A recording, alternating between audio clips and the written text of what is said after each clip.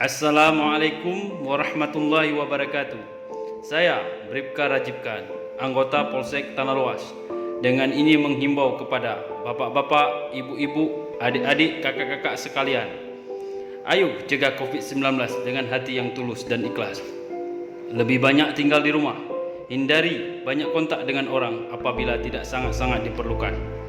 Tidak salaman bukan berarti tidak bersahabat. Namun di saat seperti ini, tidak bersalaman lebih bermanfaat. Jangan lupa cuci tangan pakai sabun dan makan makanan yang bergizi.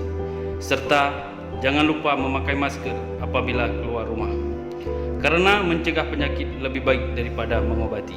Wassalamualaikum warahmatullahi wabarakatuh.